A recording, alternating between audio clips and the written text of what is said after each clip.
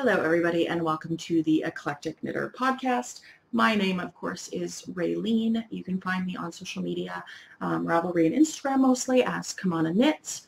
It is a quite balmy late March day. It's March 25th and it is after work. It's finally nice enough that I can record after work instead of only on the weekends in the middle of the afternoon when I usually end up napping.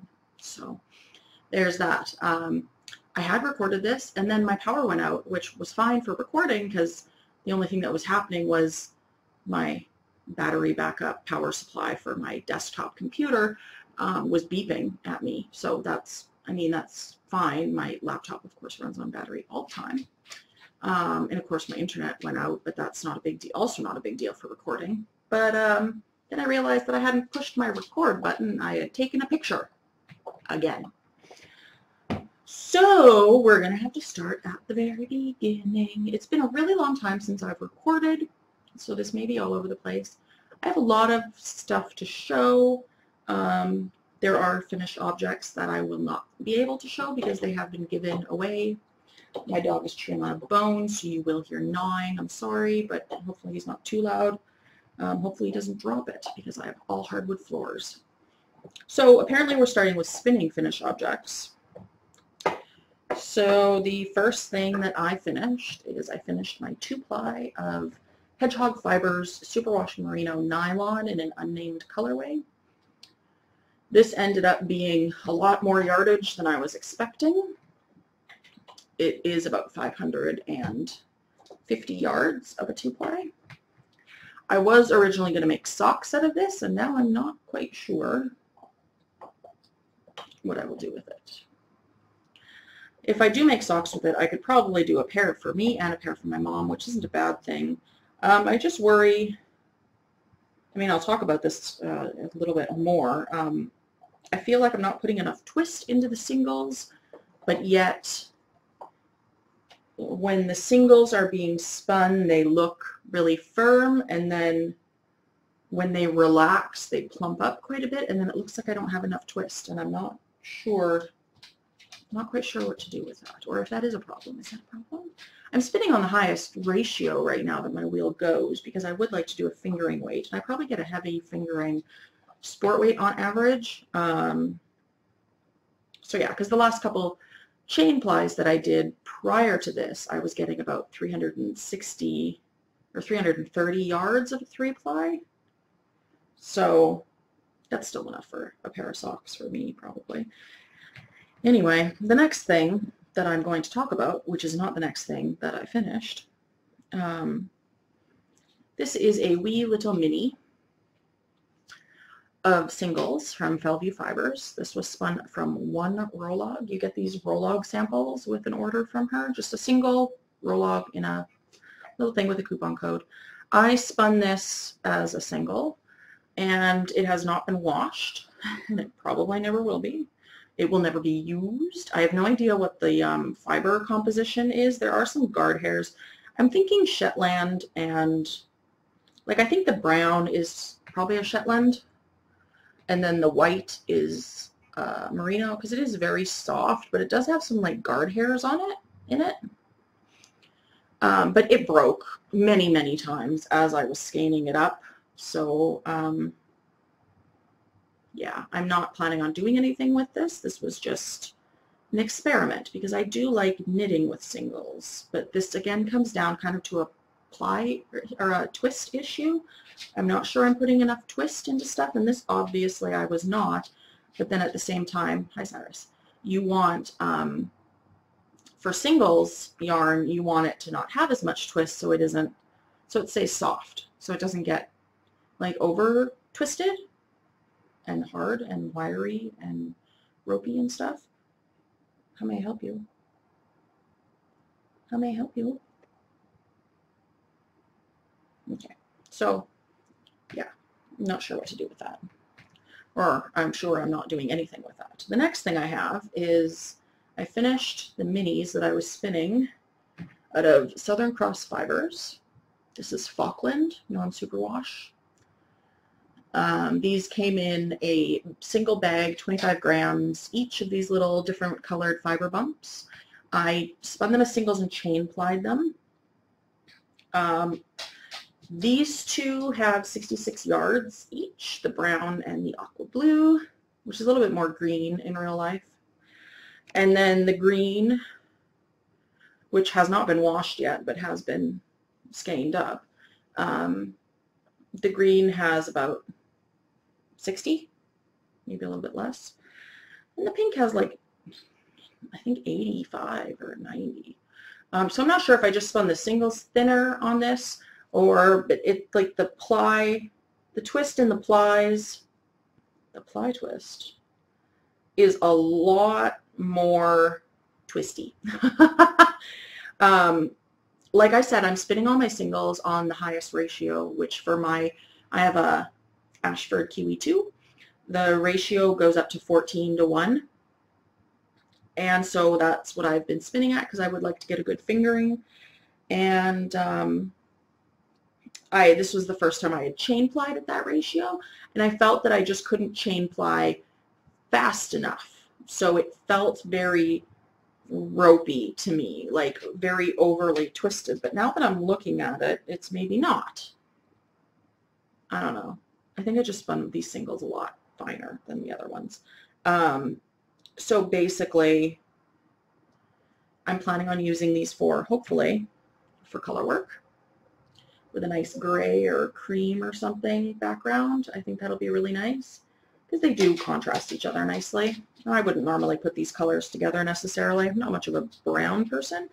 I really like that mauvey pink, and I really love the aqua blue. The next thing, since we're going with spinning first, we will continue on the spinning train. Spinning train, toot toot. This is a skein of Rologs that I spun. This is from Spindles and Stitches, I believe. This was the Sunflowers colorway. This is a 2-ply. I don't remember how much yardage I got with this, and it's not tagged. So we shall go into Ravelry and take a look because I have set it up. Let's see. I got 194 yards out of 50 grams. These were Luxe Skinny Rologs in the Sunflower colorway. I do not remember. Let's see what the fiber is. It has Castle Milk, Morit, corn fibers, Corriedale, and Merino. I have no idea what this is going to be when it grows up. Maybe it'll just look pretty. It has been washed. It is very soft.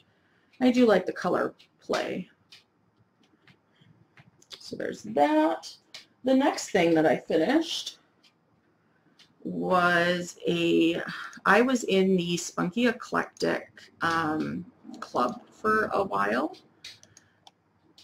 And in December, I think it was December 2017, they sent a colorway called Winter's Edge, and it was a merino mohair. So this is a 2-ply of 60% merino, 40% mohair. And this is a semi-woolen spun. I spun it from the flat, so not from the fold, but because it has mohair, which is a long staple fiber, I took off little clumps and spun it, like wrapped it around my finger, and then spun from the flat to keep the long strands still aligned so that it would still be shiny, but to also get more of a woolen spun. And you can see it has a bit of halo on it. It's definitely not super smooth. I have no idea what this is going to be either. I have 200 yards of this, and it turned out really nice for an experiment. I'm running out of room on my little, oh well, put it there. The next thing I have is, I actually have 2 skeins. I spun some Mash'em from Classy Squid Fibers. This is in the festival season color. And I got, this is the main skein. This is 230 yards of a 3-ply. of Mash'em, and it's the base color is like this really dark blue, and then there's these pops of green and orange and red in it. Come on, focus. Focus on the yarn. Ugh. Come on. There we go. So it turned out to be a really lovely 3-ply. It hasn't been washed yet. I just finished it. And then I actually had quite a few singles left over, 2 bobbins of singles. So I spun a 2-ply little mini skein. I have about, I don't even remember, about 100 yards, I think, of a 2-ply. So that worked out well. This was my first time spinning Mash'em. It's definitely not the softest, but I feel like it's softer once it's spun up, or maybe it was just because I did, like I just did my short forward draw. So that really smoothed it out. I did find with this color, because it is dyed so dark, I was having dye rub off on my fingers as I was drafting it, especially in the very dark navy / almost black sections of it. You can see some of that there applied in. Maybe you can. So some of the really dark sections, I had dye coming off on my fingers. Plus I found that they were kind of hard to draft. So I had to like fluff out the braid kind of as I was spinning it. Otherwise I had a really hard time drafting it. I don't know if it was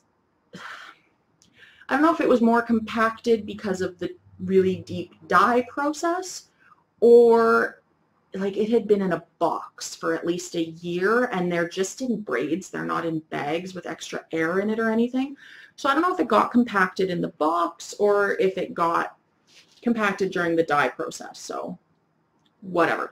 I just like separated out the braid from its like thin, because it was braided into and just like separated it and aired it out a little bit, and then I was able to spin usually no problem.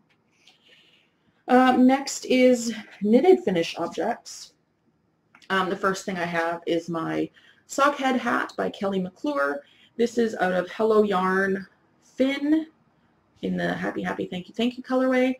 It is a 2-ply that I spun up last year. I think I got almost 600 yards, and I still probably have half a skein left, but I finished this and it is washed and it knit up really nicely, so very happy with that. I have not worn it because it was winter when I finished it and it was too cold for a fingering weight hat. The next thing I've been working on, I have 4 pair of winter warmer mittens. At Christmas 2017, I promised my mom, my dad, my brother, and my sister-in-law that I would knit them mittens because I knit myself a pair of winter warmers that fall, and I've actually lined them, so they're double layered. So I have one finished pair, but I can't find it, and the power just went out again, so there we go. There's that. I'm not sure why the power's going out. I'm just going to keep talking. There's going to be a beep once in a while. I'm sorry. But this program that I'm using to record doesn't have a pause button. It's a lame excuse. All right, I'm stopping it. Okay, I'm back. Like 3 days later, 4 days later, I think. I don't really know. So my power went out.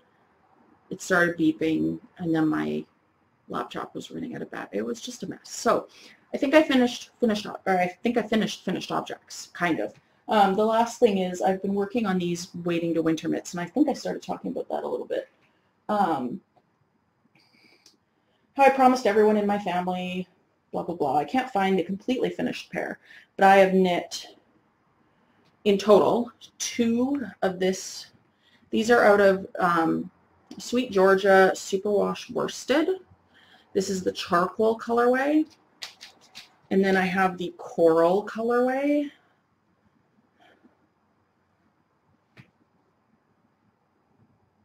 And then a pair in the silver colorway. So these are all just liner, like these are just the outsides. I do have a pair of the charcoal finish that's for my dad or my brother. And like I said, I don't know where I am. And I have started the liner on one of the other ones, the silver. So for the liner, I'm using Elite Classic yarns in the Fresco base. It's a sport weight yarn. It's a wool, merino, alpaca, Angora blend. I have a bunch of leftovers from like a rainbow stylish cowl that I did a number of years ago. So I'm using those up, and what I've done is I kind of took a page from the Fiddlehead Mittens. So I knit the liners, and I knit them on like the pattern calls for a 7. This is a heavy worsted. I just used an 8 because I like this fabric, and it worked out fine for the mittens for me. And once I'm done the whole mitten, I basically pick up the same number of stitches with the same needle around the ribbing, just where the ribbing turns into stockinette, and then I knit another mitten, basically, going up, and then they flip inside, so it's seamless, and it's worked well. And then the alpaca and Angora gives, the Fresco has a little bit of a halo, which is really soft for your hands, and yeah, so that's the plan. So I knit all of these plus more. I do not, after this I will never knit mittens again. Such a pain. But everybody will enjoy them, right, Cyrus?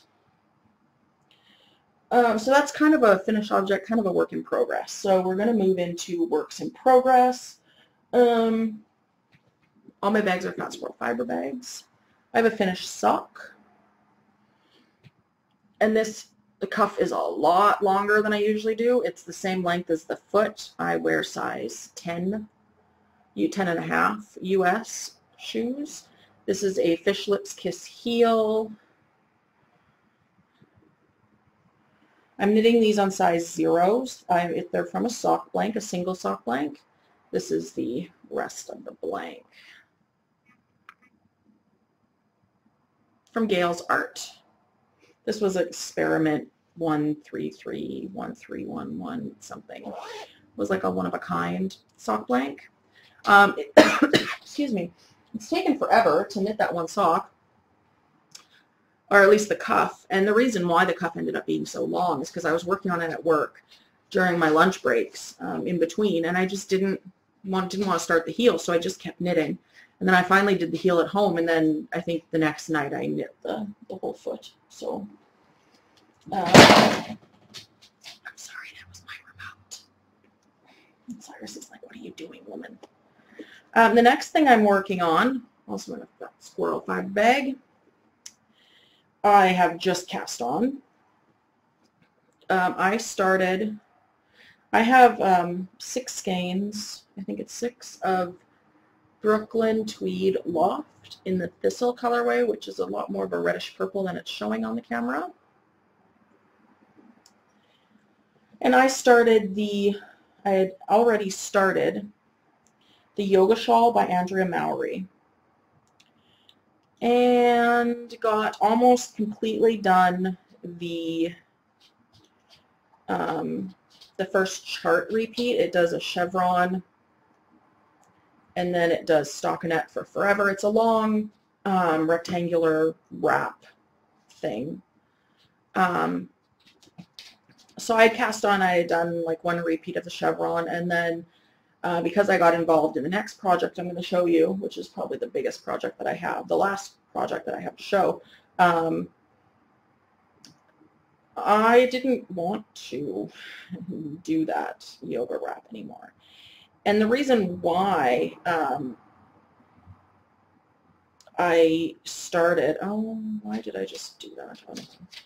The reason why I started wanting to do that one is because I've been using my Starting Point shawl by Joji Locatelli a lot this winter at work as like a scarf wrap, and I can wrap it almost completely around me.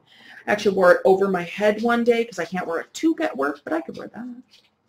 Wasp wasn't in, so I got away with it. So instead, you can see I just cast on last night.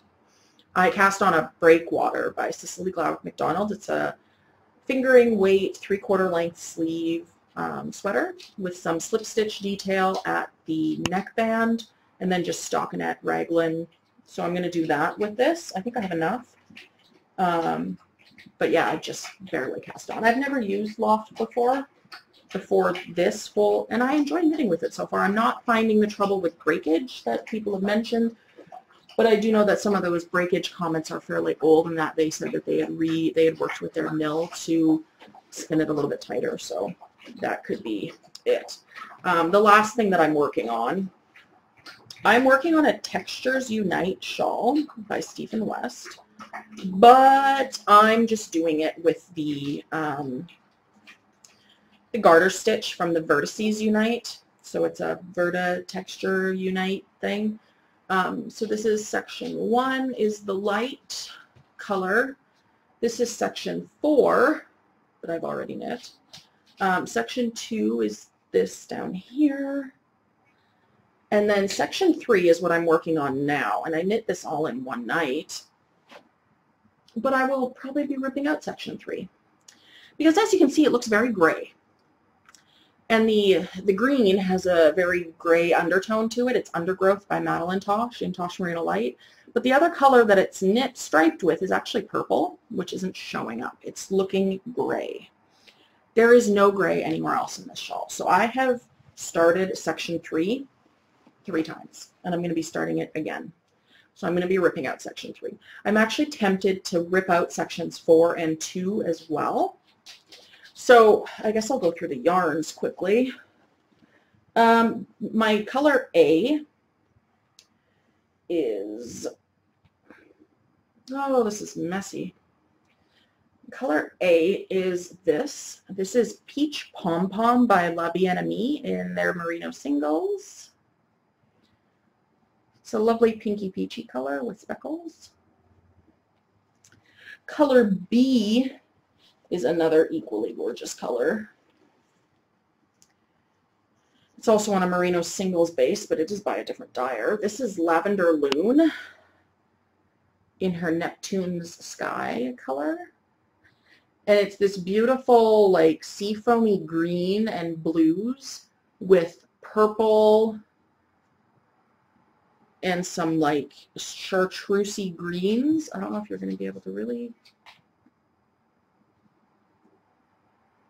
like some oh, there you go. Some chartreusey greens and purples in it. So this is color B.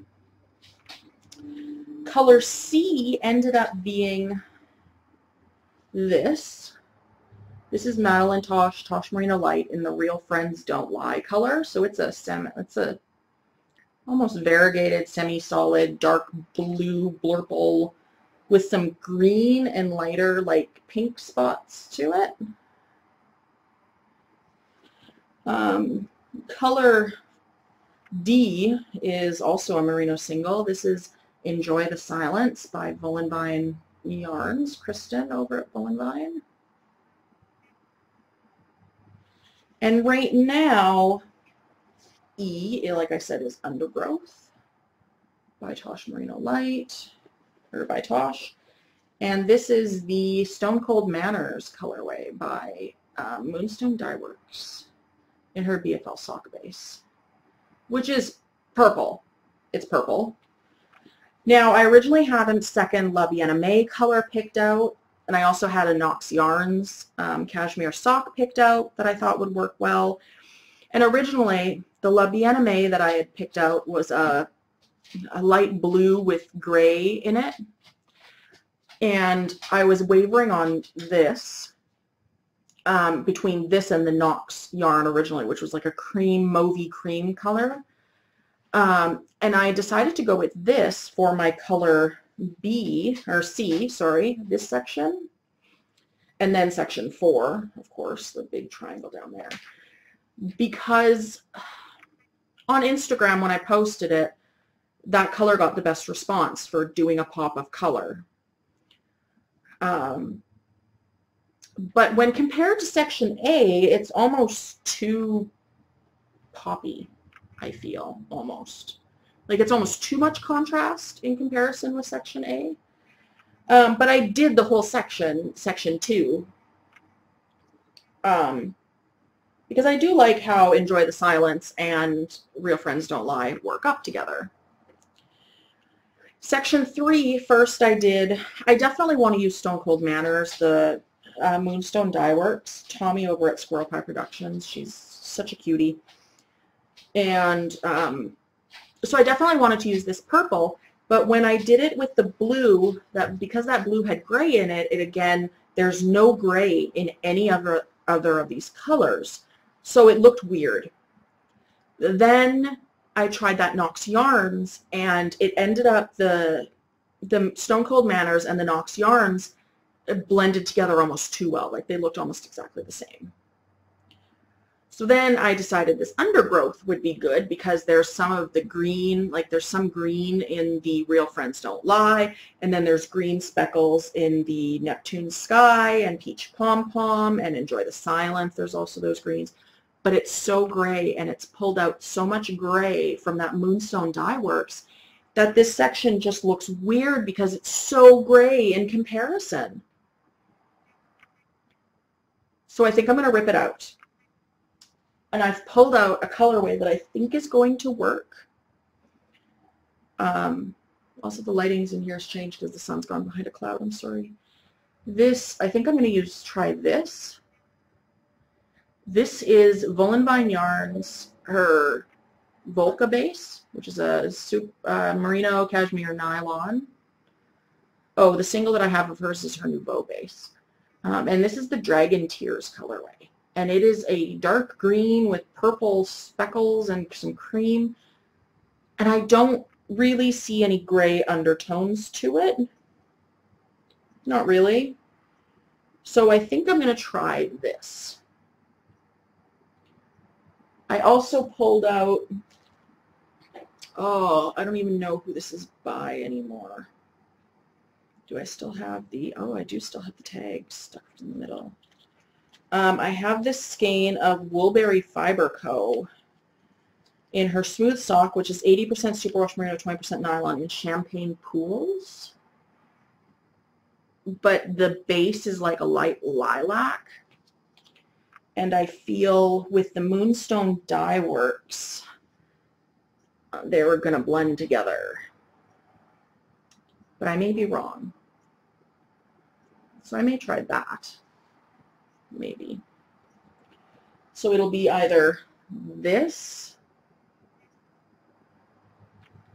or this. Is this too busy?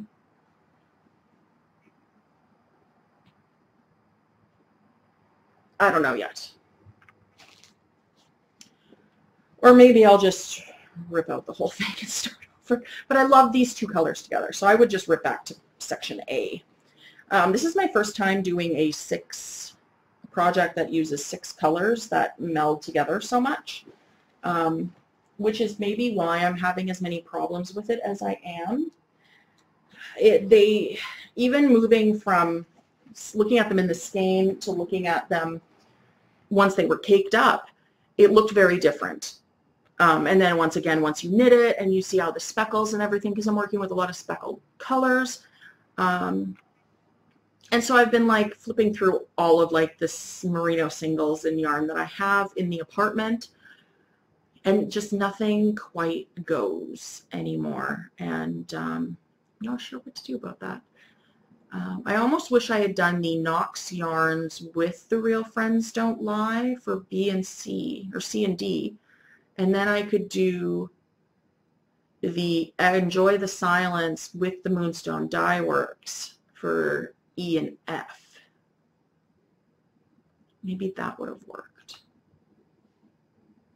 I don't know. That blue La Bien-Aimée obviously wouldn't have worked because it has way too much gray in it. And like I said, nowhere else has gray. It's all creams. So that turned into a disappointment a little bit. Next, I have 2 spinning projects. I have some singles that I spun from Hobbledehoy Batlings. I had 3 batlings that I had received as samples when I had ordered yarn from her, and they kind of made a gradient. So I decided to spin them, and I will 2-ply them. So I split them in half and plied the half of each. So it goes from this cream to a gray to a slightly darker gray to this like light purple. And there's like tweedy bits and little flecks of other colors. I have no idea what the fiber content is. This is the second half. No idea what the fiber content is on any of these other than soft. And they're going to be just a mini skein of a 2-ply. But those are waiting to be plied because I have another project on my wheel. And then I started spinning a club color from April 2018 from Hello Yarn. This is the Moon colorway on Blue BFL, 4 ounces. This is the second half of it. It's really pretty and subtle. So it has these greens and kind of aqua-y, seafoamy blues, and then grays, and then a lot of like undyed areas. So I'm spinning this as a 2-ply. The first half is on the bobbin, and I'm just going to spin it straight. I'm going to do a fractal. So this one I'm going to split up probably more than twice into strips, and then spin them for the second. And I'm really enjoying that too. Otherwise, for podcasts, I'm just watching kind of the regulars. I have started watching the Crafty Chat podcast, which is Hannah. When she started it, she was in Germany. Now she's back in the UK with her boyfriend, or at least I started watching from the beginning. So the part that I'm at, they're back in the UK with her boyfriend. Her actual YouTube channel is called The Corner of Craft. She also has done a lot of tutorials. She used to crochet, and she started knitting about 1.5 years ago or so, 2 years ago. So I've been watching that. And then, of course, Dunderknit. I've been watching her podcast. Knit Girls, Amy from Stranded,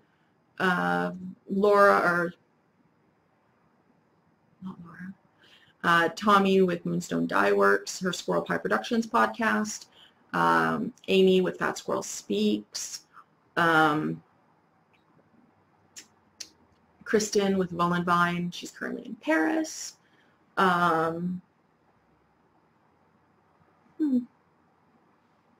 think that's all right now. Oh, Tiny Paper Foxes, Homespun. I can't remember what her channel is called. But her and her husband now live on a farm in Pennsylvania, I believe, and they have like their own sheep. So she only posts like once a month. But watching her podcast is really interesting because she ends up making all these modifications and stuff to sweaters, and she does all this sweater math and stuff. So it's really interesting to watch. And then I actually started a project. I made a spreadsheet of all my sweater quantities of yarn, which is way too many. And then I've made a list, or I'm working on a list of all the sweaters that I have in my queue. Some I don't have in my queue, but sweaters that I want to knit. And then I'm going to work on matching. And I like the queue system on Ravelry, but at the same time, you can assign the same sweater quantity to multiple things in your queue, which I don't want to do. I kind of want to earmark sweater quantities for specific sweaters, in which case I'm figuring out how to make that work in Excel, where it'll like highlight it red or something, you know, just to make it more so that I'm not doubling up. Like, I don't want to knit 2 sweaters out of the same sweater quantity, because that's not going to work. And right now I have like almost double the sweater quantities I have sweaters, almost. Not quite, but pretty close. So I shouldn't have any trouble, and like 90% of them are pullovers, not cardigans. So I shouldn't have any trouble figuring out what sweater quantities I want to use for which sweaters.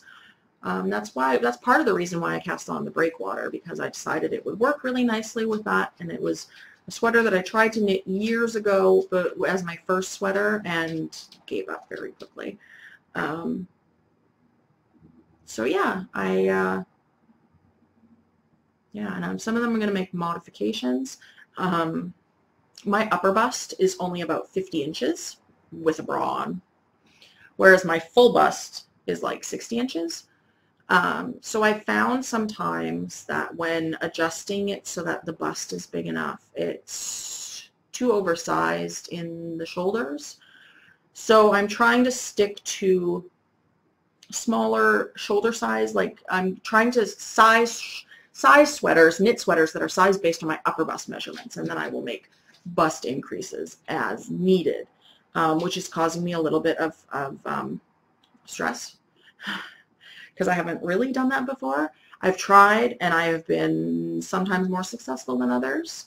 The most I've done right now is that I've modified sweaters based on gauge. So like my flex sweater that I knit out of Madeline Tosh Vintage in the Steam Age colorway, I think I knit the 56-inch size, but I only knitted at 16 stitches per 4 inches instead of 18, because that's the gauge that I get with Vintage on US size 6 needles. After blocking, because it does grow quite a bit because it's a superwash wool worsted spun, so it's very smooth. It grows quite a bit, and it's quite a bit oversized. It's in no way, shape, or form fitted. Hi, honey. What's up? You already had supper. I don't understand. So it's almost too big. I love it. I still wear it all the time. The sleeves are a good length. The body is a good length. I just don't always want to count on knitting something in a heavier weight because I like the idea of a lighter fingering weight sweater, because in winter I don't really layer a whole lot, and I kind of get that from my mom. She doesn't really know how to layer either. So I tend to wear a lot of just sweaters with long sleeves, but my knitted sweaters always feel heavy because I am bigger, so it weighs a lot more. Like that Madeline Tosh Vintage. Vintage is a really heavy yarn. You get 200 yards in a skein, but it's definitely over 100 grams. I didn't weigh them before, but these were short skeins, but still, I still put like, I think it was 8 skeins into that sweater. It's a heavy sweater. It is. It's really heavy. So, yeah, it's like a kilo almost. I don't even know. So, yeah, I am going to be trying to work on sweaters more. I'm definitely, like, because of the use I got out of my starting point shawl this winter, I'm definitely wanting to knit more larger shawls. After I finish this texture time without textureless time, maybe I should just name it that, I would like to knit another one with the actual textures in it, and I definitely have enough yarn to do so, and it'll be a different color scheme and stuff. So I think that will be maybe coming up. We'll see how that I-cord bind off around the whole thing works, because this thing's big already, and I'm only, 3 sections in. So, but I'm going to go eat supper, and I guess pay attention to my dog, since you can't even see him. He's right here being nosy. So yeah, I will talk to you all later. Bye.